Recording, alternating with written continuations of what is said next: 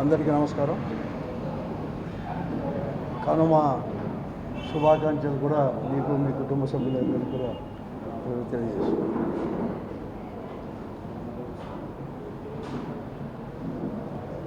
అనంతపురం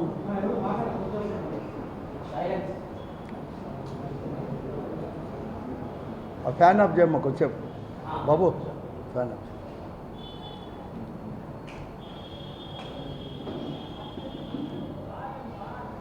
అనంతపురం నగరం అంటేనే ప్రశాంతతకు మారుపేరు కూడా.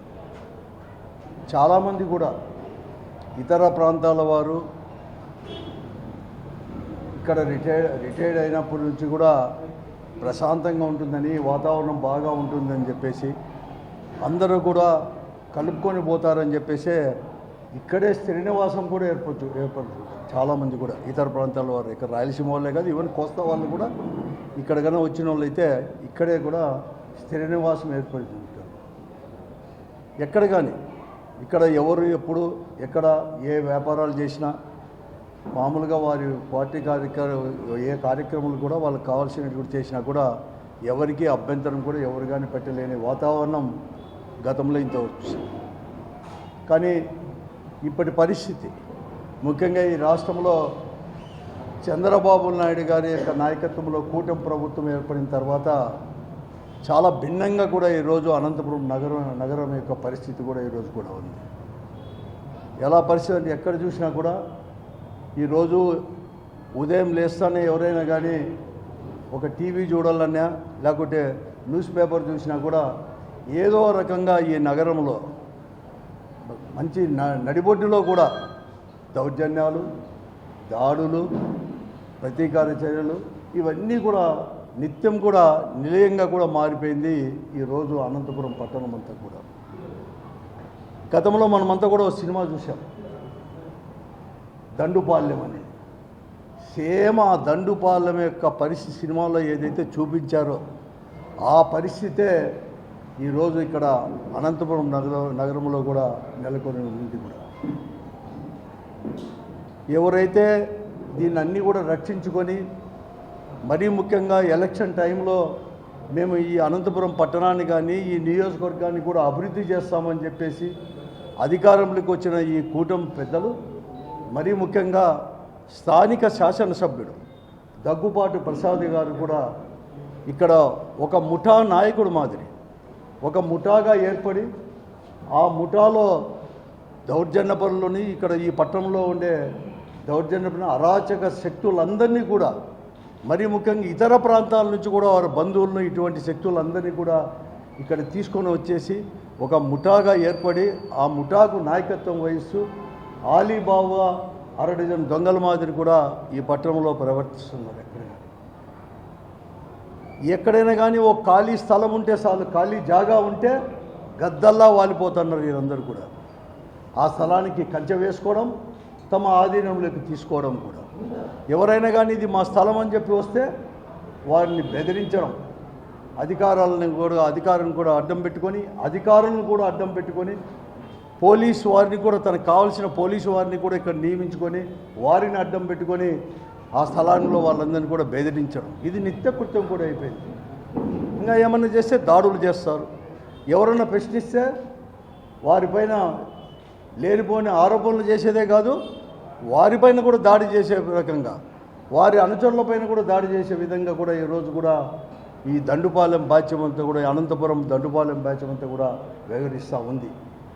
దీనికి వారందరూ కూడా ఓపెన్గా కూడా చెప్తా ఉన్నారు. ఎవరైనా కానీ మీరు ఏమైనా చెప్పండి, ఎవరికైనా కంప్లైంట్ చేయండి, ఏ పోలీస్ అధికారికైనా చెప్పుకోండి, మాకు ఈ ముఖ్యమంత్రి నారా చంద్రబాబు నాయుడు గారు, ఆయన కుమారుడు లోకేష్ గారి యొక్క ఆశీస్సులు ఉన్నాయి.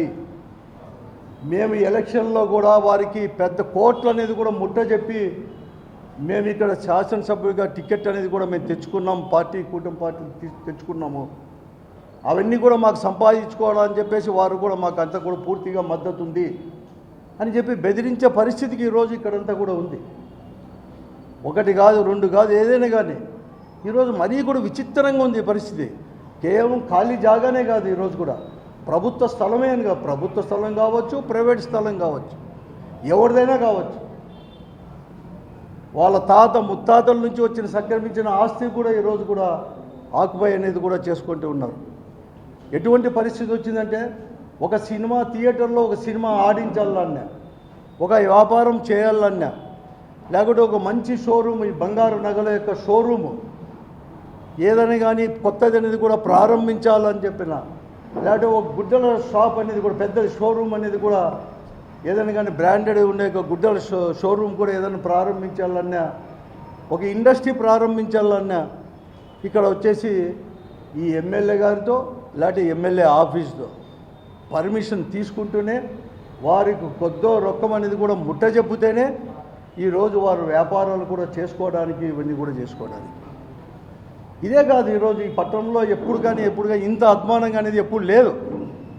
ఈరోజు ఎవరైనా కానీ ఈ అనంతపురం పట్టణంలో ఈ మున్సిపల్ కార్పొరేషన్ పరిధిలోనే కాదు, దానికి చెందిన 4 ఈ నియోజకవర్గంలోనే ఒకరు సుమారైన వాడు ఒక ఇల్లు కట్టాలన్నా, చిన్నది ఇల్లు కట్టాలంటే కూడా వీళ్ళ పర్మిషన్ తీసుకొని రావాలి. వీళ్ళకి ఎమ్మెల్యే ఆఫీసులో అనేది కూడా ముట్ట చెప్తేనే ఈరోజు ఇక్కడ టౌన్ ప్లానింగ్ ఆఫీసర్లు, కమిషనరు పర్మిషన్ అనేది కూడా ఇస్తారు. లేకుంటే అక్కడ పోయి మీరు పోయి వారితో మాట్లాడమని చెప్పే దౌర్భాగ్య పరిస్థితి ఈరోజు కూడా ఉన్నాయి.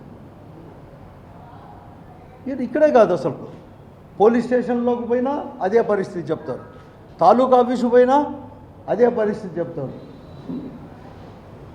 కలెక్టర్ కూడా గట్టిగా చెప్పినా ఈ నుంచి ఎంఆర్ఓలు వచ్చేసి మేమేం చేయలేము, ముందు ఎమ్మెల్యే ఆఫీసు పోయి అక్కడ పర్మిషన్ తీసుకొని రాపోండి అని చెప్పే పరిస్థితి ఈరోజు కూడా నెలకొని ఉన్నాయి. ఎప్పుడు కానీ ఇంత దౌర్భాగ్య పరిస్థితులు, ఇంత దుస్థితి అనేది కూడా అనంతపూర్లో మాత్రం ఎప్పుడు కానీ ఇంతవరకు కూడా, ఎందుకంటే అనేక మంది ప్రజాప్రతినిధులు ఉన్నారు, వారు ఏ పార్టీకి సంబంధించిన వారైనా కూడా ఇటువంటి పరిస్థితి అనేది కూడా గతంలో ఎప్పుడూ లేదు. అనంతపురం పట్టణంలో నేను గతంలో చూశాను, ఎందుకంటే చాలా రోజుల నుంచి రాజకీయాల్లో ఉన్నాం కాబట్టి, ఉండిన కుటుంబం కాబట్టి, ఫ్యాక్షనిస్టులు కూడా పెద్ద ఫ్యాక్షనిస్టులు కూడా ఒకప్పుడు ఫ్యాక్షనిస్టులు కూడా ఇక్కడ ఉన్న నివాసం అనేది కూడా ఉన్నా కూడా పట్టణానికి సంబంధించినంత వరకు ఎప్పుడు కానీ ఇంత దౌర్భాగ్యంగా మాత్రం ఎప్పుడూ ప్రవర్తించలేదు ఎక్కడ కానీ. అటువంటి పరిస్థితులు ఈరోజు కూడా నెలకొని ఉన్నాయి. ఎందుకు నెలకొని ఉన్నాయంటే ఈరోజు ఎక్కడైనా కానీ పోలీస్ కంప్లైంట్ చేసిన యాక్షన్ అనేది కూడా లేదు. 19 నెలలు అయింది ఈ కూటమి ప్రభుత్వం ఏర్పడి. 19 నెలల నుంచి కూడా ఈరోజు అనేకమైన సమస్యలపైన, అనేకమైన సంఘటనలపైన కూడా పోలీసులు ఇచ్చారు.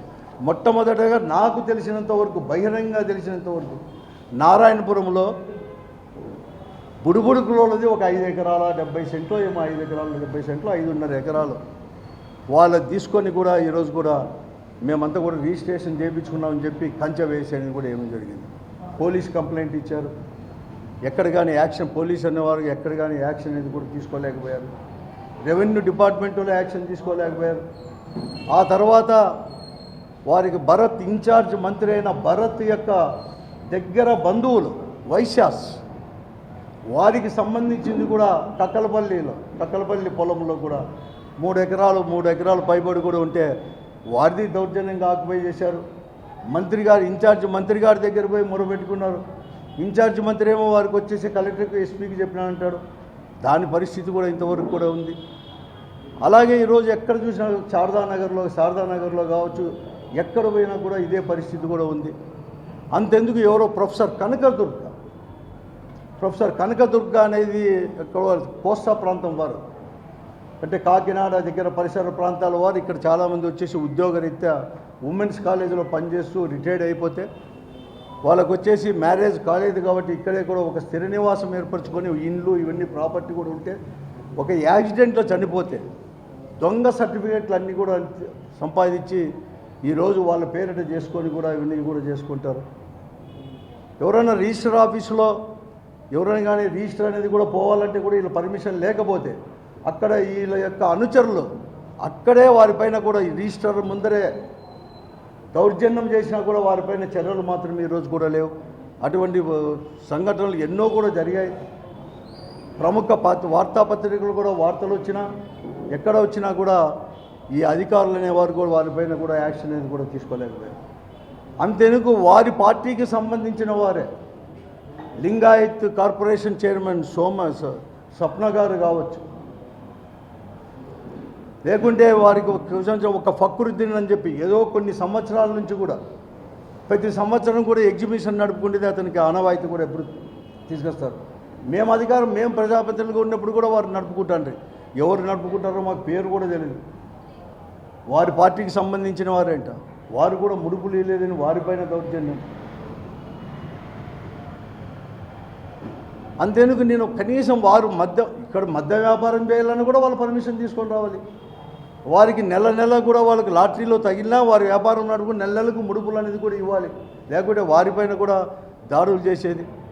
కడకు వాళ్ళ పార్టీకి చెందిన వెంకటరమణ అనే దానిపైన కూడా ఏకంగా కూడా దాడే కాదు, నిప్పు పెట్టే పరిస్థితి, కాల్చేంత వరకు కూడా పరిస్థితి కూడా ఈ జిల్లా కేంద్రంలోనే ఈరోజు జరిగిన పరిస్థితులు ఇవన్నీ కూడా ఉన్నాయి. కానీ ఎక్కడ కానీ వాళ్ళపైన ఇంతవరకు తెగజారిందంటే ఈ అధికారులు కావచ్చు, ఎస్పీ గారు కానీ, డిఎస్పీ గారు కానీ, లేకపోతే డిఐజీ గారు కానీ, ప్రముఖ ఎవరైతే దీనికి కారకులవుతారో, ఎవరైతే నాయకత్వం వహిస్తారో ఆ నాయకత్వం కనీసం ప్రశ్నించిన పాపాన్ని కూడా పోలేదు. వారి అనుచరులను కూడా ఎక్కడ కానీ కేసులు పెట్టి లోపల వేసిన పాపాన్ని కూడా పోలేదు ఈ 19 నెలల్లో. అందుకోసమే వాళ్ళకి ఎవరంటే కూడా చట్టం అంటే భయం లేదు, రాజ్యాంగం అంటే భయం లేదు, ఏం భయం లేదు. ఈరోజు అధికారులందరికీ వాళ్ళు చెప్పేది ఏమంటే చంద్రబాబు నాయుడు గారు, లోకేష్ గారు ఆశీస్సులు ఉన్నాయని చెప్పేసి పైనుంచి వచ్చింది కాబట్టి వాళ్ళు ఇంత యథేచ్ఛగా ఇవన్నీ కూడా చేసుకొని పోతూ ఉన్నారు. మాకే కాదు పై వారికి కూడా మేము ముడుపులు ఇవ్వాలి. గతంలో ఇచ్చినాం టికెట్ అప్పుడు, ఇప్పుడు కూడా మేము కూడా అక్కడ కూడా ఇస్తామని చెప్పేసి బహిరంగంగా చెప్తా ఉన్నారు. ఈరోజు లాడ్జుల్లో కూడా రూమ్ ఈగిపోయినా కూడా లాడ్జుల్లో కూడా పేకాట జరగాలనే కూడా వీళ్ళ పర్మిషన్తో జరుగుతూ ఉంది. మట్కా ఇవన్నీ కూడా చేస్తూ ఉన్నారు. ఒక జిల్లా కేంద్రంలోని దుస్థితి ఉంటే మిగతా చోట కూడా ఎటువంటి పరిస్థితి ఉందో రాష్ట్రమంతా కూడా ఈ పరిస్థితి అనేది కూడా ఉంది అని చెప్పి మేము చదువుకున్నాం, టీవీలో చూసాం. కానీ నిజంగా కూడా అనంతపురం పట్టణంలో మేము కళ్ళారా కూడా మేమే కాదు ప్రతి ఒక్కరు కూడా చూస్తూ ఉన్నారు. కడకు వారి పార్టీ వారి ప్రాణాలకు కూడా రక్షణ లేకునే పరిస్థితి ఈరోజు ఈ అనంతపురం నగరంలో కూడా చోటు చేసుకున్న దాన్ని కూడా మేము చెప్తా ఉన్నాము. ఈరోజు ఎవరన్నా ప్రశ్నిస్తే వారిపైన దాడులు, అధికారులను కూడా విడిచిపెట్టుకోకుండా దాడులు అందరు కూడా. ఈరోజు కూడా నేను చెప్తా ఉన్నాను, ఈరోజు కూడా నేను ఒకటే చంద్రబాబు నాయుడు గారికి చెప్తున్నాను. ఈరోజు ఈ బందిపోటులు దొంగ మాదిరి ఈ బందిపోటుల నాయకుడు వీళ్ళందరూ ఎలా ఉంటారో అలాగా ప్రవర్తిస్తుంటే చంద్రబాబు నాయుడు గారు నీవు ప్రభుత్వం అనేది ఉందా? అసలు నువ్వు చూస్తూ ఉండవా? నీ ఇంటెలిజెన్స్ ఏమైంది? లేకపోతే ఈ జిల్లాలో ఉండే మిగతా ప్రజాప్రతినిధులు కానీ లేకపోతే మంత్రులు కానీ ఇక్కడ జరుగుతున్న విషయాలు నీకు చెప్పలేదా చంద్రబాబు నాయుడు గారు? లేకపోతే వారు చెప్తా ఉన్నట్టుగా నీకు అన్నీ తెలిసే నువ్వు ఒకటి నటిస్తూ ఉండవా? చెప్పండి చంద్రబాబు నాయుడు గారు. నువ్వేమో చెప్తావు కలెక్టర్ల మీటింగులో, ఎస్పీల మీటింగులో లా అండ్ ఆర్డర్ మెయింటైన్ చేయండి, గట్టిగా మీరు ప్రవర్తించండి అని చెప్తావు. ఇంకా కూడా మీరు ఎక్కడ చూసినా మీటింగులో, బహిరంగ మీటింగులో చెప్తావు. ఎవరైనా కానీ లా అండ్ ఆర్డర్కు ప్రాబ్లం అనేది కలిగిస్తే, విఘాతం కలిగిస్తే తోలు తీస్తా, తప్పెట్లు కొడతా అని చెప్తావే చంద్రబాబు నాయుడు. 19 నెలలైందే ఇక్కడ మీరు ముఖ్యంగా శాసనసభ్యుడు, స్థానిక శాసనసభ్యుడు వాళ్ళ బంధువులు అశోక్ కావచ్చు, స్వరూప్ కావచ్చు, లేకపోతే గంగారాములో రాములో కలుసుకొని ఇంత దౌర్జన్యంగా చేస్తూ ఉంటే కడగ ఎవరో బెంగళూరు పోయేవాళ్ళు, హైదరాబాద్కు పోయేవాళ్ళు కూడా రవి పెట్రోల్ బంక్ దగ్గర కావచ్చు, ఇట్లా బైపాస్ రోడ్లో కానీ లేకపోతే ఎన్హెచ్ రోడ్లో కూడా కార్లు నిలబెట్టి దోపిడీ చేస్తాన్నా కూడా ఇక్కడ అడిగేవాళ్ళే లేరు. ఎస్పీలకు చెప్పినా కూడా స్పందించేవాడే లేడు. కాబట్టి ఇంత యథేచ్ఛగా జరుగుతూ ఉంది. ఈరోజు 2-3 రోజుల నుంచి వారి అనుచరులపైన కేసులు పెట్టినామంటావు.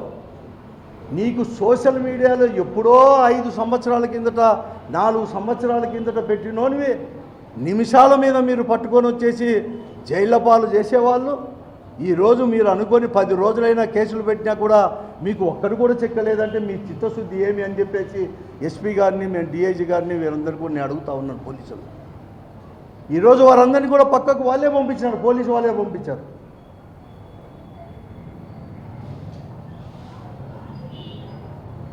ఈరోజు భయపడతా ఉన్నారు. ఈరోజు తెలుగుదేశం పార్టీ వారు మాత్రమే ఆడిపోయి కంప్లైంట్ చేస్తున్నారంటే వాళ్ళకి ఇన్ని ఇన్సిడెంట్ ఒకటి కాదు రెండు కాదు దాదాపుగా 22-23 ఇన్సిడెంట్లు నెలకు 2-3 జరిగాయి ఇప్పుడంతా కూడా. ఆ రోజు నారాయణపురం దగ్గర నుంచి లాస్ట్కి నిన్న వచ్చేసి ఆడ నిప్పు పెట్టేంత వరకు వాళ్ళ షాపు పెట్టేంత వరకు జరుగుతూ ఉంటాయి. కడకు అరటికాయలు అమ్మే ఒక నారాయణ రెడ్డిని రుద్రంపేటకు చెందిన సంబంధించిన వారు అక్కడుండే గోడౌన్ వాళ్ళకి హ్యాండ్ ఓవర్ చేయలేదని వారిపైన దాడి చేసిన ఇంతవరకు కేసు కూడా రిజిస్టర్ చేసుకోలేని పరిస్థితి ఈరోజు కూడా ఉంది. ఈరోజు మీ నాయకులు మీ కార్పొరేషన్ చైర్మన్లు మీకు 20 ఏళ్ళ నుంచి 30 ఏళ్ళ నుంచి తెలుగుదేశం పార్టీ నాయకులు అని చెప్పుకునే వారి పరిస్థితే ఇలా ఉంటే సామాన్యుల పరిస్థితి ఎలా ఉందో అర్థం చేసుకో చంద్రబాబు నాయుడు గారు అని చెప్పి నేను అడుగుతా ఉన్నా.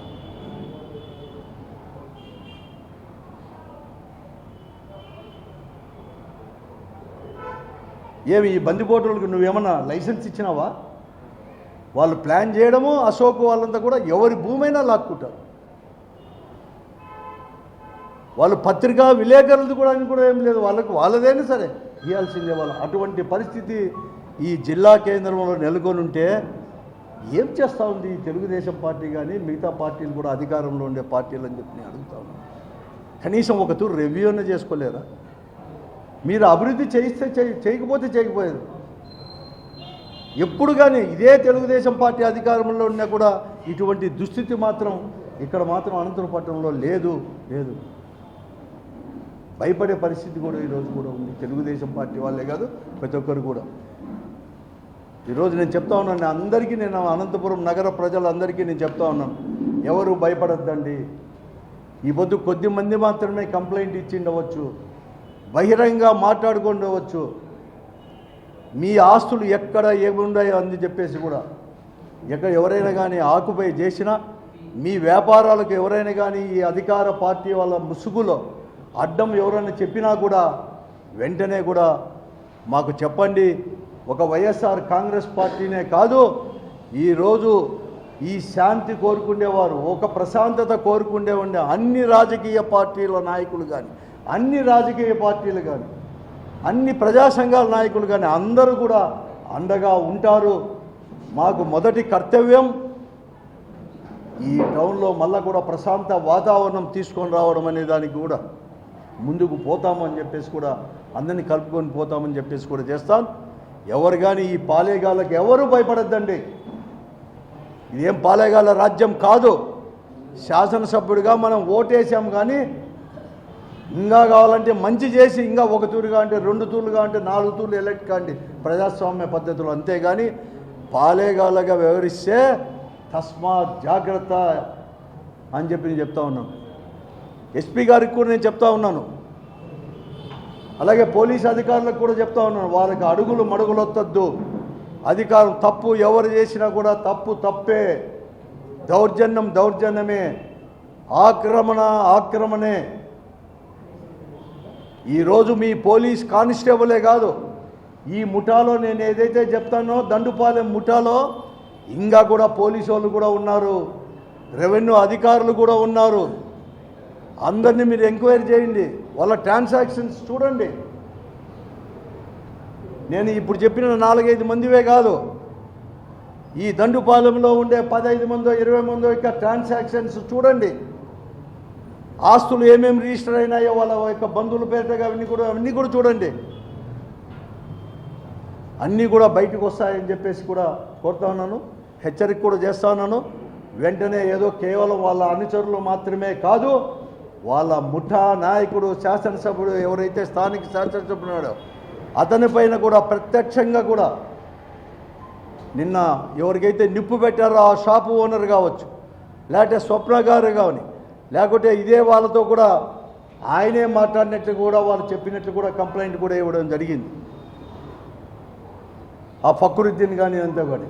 కాబట్టి వారిపైన కూడా పెట్టి తగిన చర్యలు వెంటనే కూడా చేసి చర్యలు తీసుకోవాలి అని చెప్పేసి కూడా కఠినంగా కూడా శిక్షించాలి. వాతావరణం మళ్ళీ మొదటి వాతావరణం తీసుకొని రావాలని చెప్పేసి కూడా పోలీస్ అధికారులకు కూడా మనం